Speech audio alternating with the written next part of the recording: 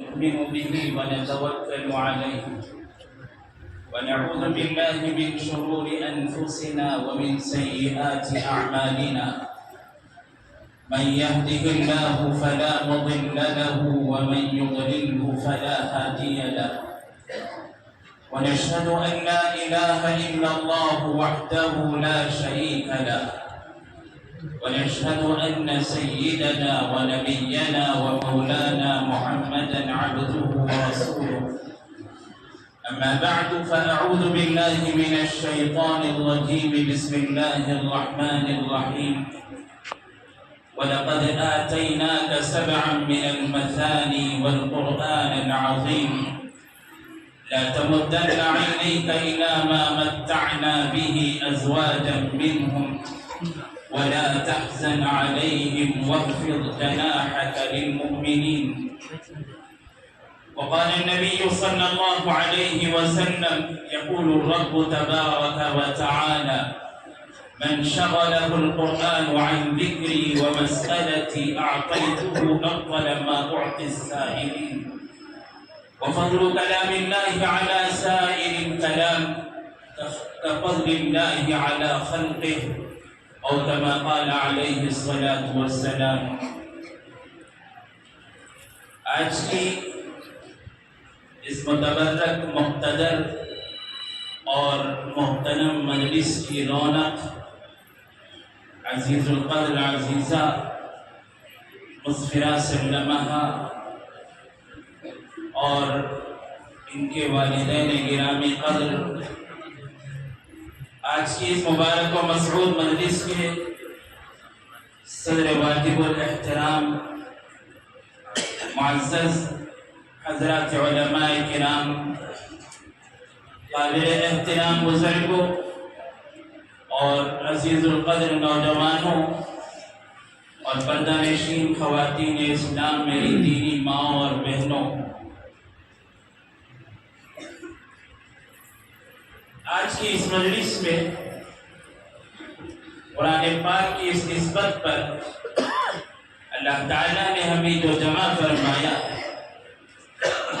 آج کے اس اسٹیج سے، اس مجلس سے ایک پیغام لے کر ہمیں اٹھنا ہے. صرف نشستن برخاستن گفتن اٹھنا بیٹھنا اور واہ واہ کر دینا ہی مقصود نہ ہو.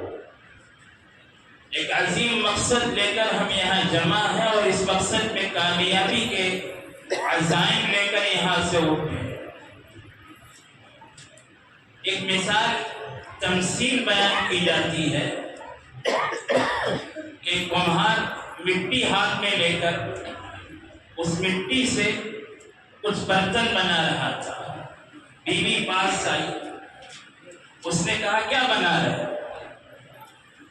کمہار نے بتایا کہ حقے کی چلم بنا رہا ہوں. آج کل یہ کافی بک رہی ہے اور اس کی بڑی ویلیو ہے، بڑی قیمت ہے، اس لیے حقے کی چلم تیار کر رہا.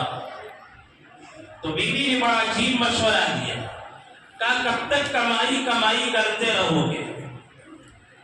حقے کی چلم بنانے کے بجائے سراہی بناؤ، پانی ٹھنڈا ہوگا، لوگوں کو نفع ملے گا، یہ بھی بکے گی. بات بیوی کی شوہر کو سمجھ میں آ گئی.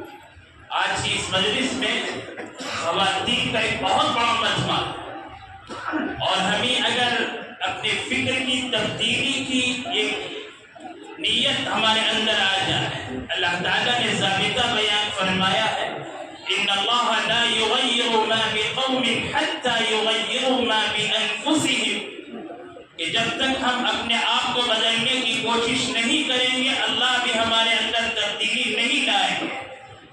یہ اللہ تعالیٰ کا ضابطہ ہے. اس لیے ہمیں سب سے پہلے اپنی فکر کی تبدیلی کی ضرورت ہے، اور اگر ہماری فکر بدل جائے تو اس کا اثر کیا مرتب ہوتا ہے اسے سمجھ جائے. جب بیوی کی بات شوہر کو سمجھ میں آ گئی تو شوہر نے اسی مٹی کا جو سانچہ تیار کیا تھا، جو بنانے کی اس نے شکل بنائی تھی، اب شکل بدل دی. جو شکل اس نے بنائی تھی اسے توڑ کر اسے نئی شکل میں ڈھالنے لگا. مٹی پوچھنے لگی کیا کر رہے ہو؟ तुम ने मेरी शक्ल क्यों बदल दी?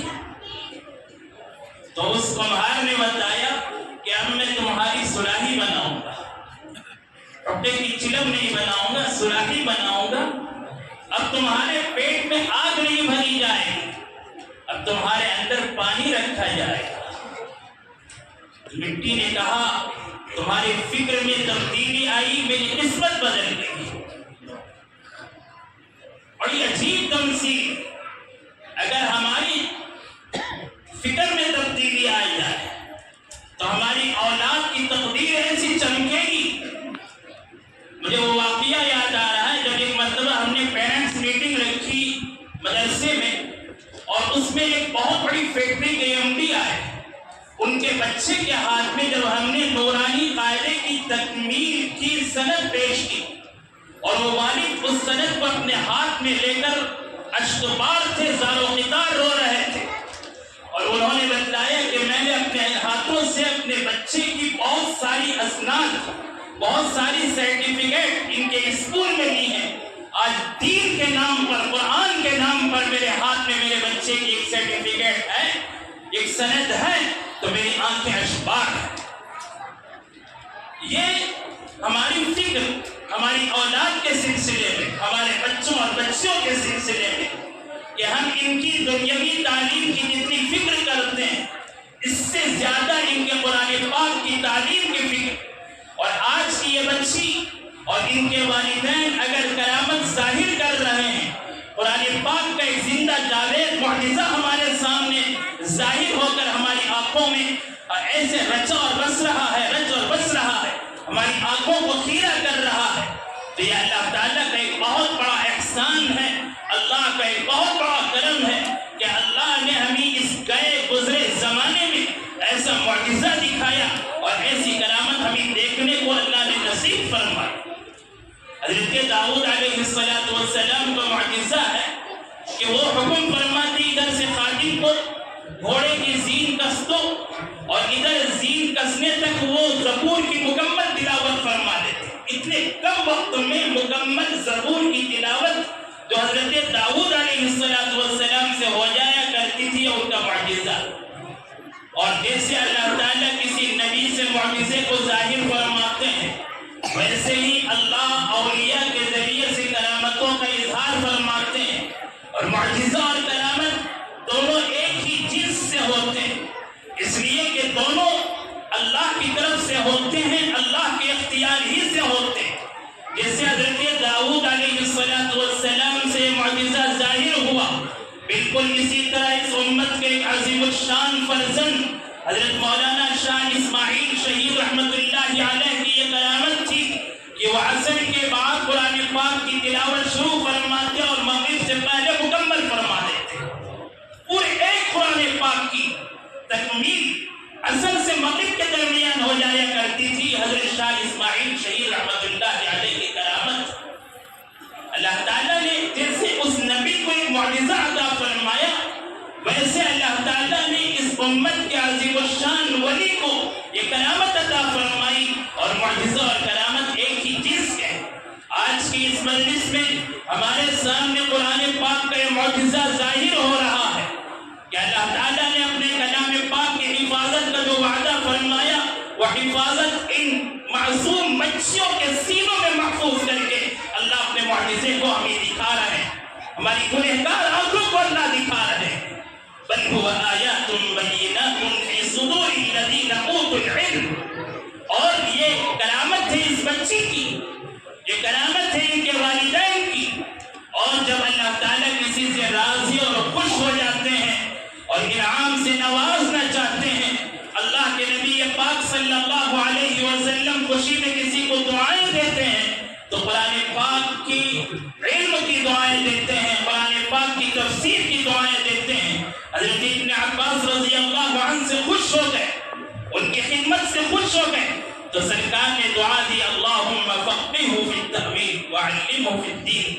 आपने कुरान पाक की तफसीर और तालीम और उलूम में बरकत की दुआएं हज़रत इब्न अब्बास को खुश होकर दी हैं। और आज के इस मौके पर इनकी वालिदा की कुर्बानियाँ, इनके वालिद की कुर्बानियाँ اور اس معصوم لخت جگر کی قربانیوں کو دیکھ کر حضرت ام سلیم یاد آ رہی ہے، جنہوں نے اپنے جگر کے ٹکڑے کی وفات پر اپنے صدمے کو، اپنے غم کو اپنے سینے میں ایسے چھپایا کہ خود اپنے شوہر پر اس کا اظہار نہیں فرمایا، اس غم کو، اس صدمے کو ظاہر ہونے نہیں دیا۔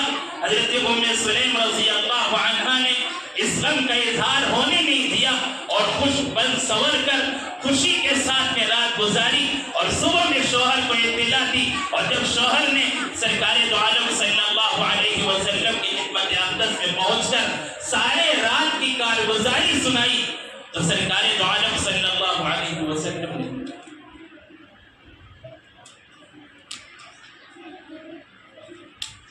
حضرت ام سلیم رضی اللہ عنہ کی ایک پوری کارگزاری جب سرکار کے سامنے سنائی گئی تو سرکار دو عالم صلی اللہ علیہ وسلم نے دعا دی اس رات کے اس عمل کی برکت کی، اور اس ایک عمل کی برکت یہ ہوئی کہ اللہ رب العزت والجلال نے خوش ہو کر اس خانوادے کو ایسا انعام عطا فرمایا کہ حضرت ام سلیم سے 9 اولاد ہوئے، اور 9 کے 9 اولاد کو اللہ نے قرآن کی نعمت عطا فرمائی، سب کے سب حافظ قرآن بنے۔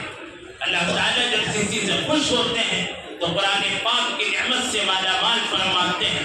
اس لیے میرے بھائیوں، آج کی اس مجلس میں میری بہنیں بھی، میرے بھائی بھی سب عزم لے کر اٹھیں کہ ہمارے سامنے جو فکر ہے، آج کل ہماری سب سے بڑی جو برائی ہے، سب سے بڑا جو گناہ ہے اور سب سے عظیم جو فتنہ ہے، وہ فتنہ موبائل کی شکل میں ہے، اور ہمارا سارا وقت، ہماری صلاحیتیں سب اسی موبائل پر لگ رہی ہیں۔ اس لیے ہم اپنے اس وقت کو اس موبائل کے پیچھے لگانے کے بجائے اپنے بچوں کو، بچیوں کو، اپنے خانوادے کو، اپنے گھرانے والوں کو اس فتنے سے محفوظ کر کے ان کو قرآن پاک کی طرف موڑنے کی کوشش کیجیے، اور ایک اپنی فکر کو تبدیل کیجیے۔ اس فکر کی تبدیلی سے، ہمارے اس کام کی تبدیلی سے، ہمارے اوقات کو جتنا وقت موبائل میں لگتا ہے، اس وقت کو قرآن پاک پر لگانے کی فکر اور کوشش کیجیے۔ اس سے اللہ راضی اور خوش ہوں گے۔ یہ عزم و ارادہ اس مجلس سے لے کر اٹھیں۔ میں بے انتہا دل کی گہرائیوں سے حضرت مولانا عمران صاحب اور ان کی اہلیہ محترمہ اور ان کے پورے خاندان والوں کو، بلکہ پورے شہر شیمودا والوں کو اور پورے صوبے والوں کو اور عالم کے تمام مسلمانوں کو یہ مبارکباد دیتا ہوں کہ اللہ تعالیٰ نے ان کی محنتوں کے ذریعے سے امت کے سامنے ایسا عظیم الشان معجزہ اور ایسی کرامتیں دکھائی ہیں۔ اللہ تعالیٰ ہمیں اس کی قدردانی کی توفیق عطا فرمائے، ہماری بیٹھنے کو قبول فرمائے۔ اللہ اس مجلس کی برکات سے ہم سب کو مالا مال فرمائے۔ شکریہ کے ساتھ میں اپنی بات کو ختم کرتا ہوں۔ وآخر دعوانا الحمد للہ رب العالمین۔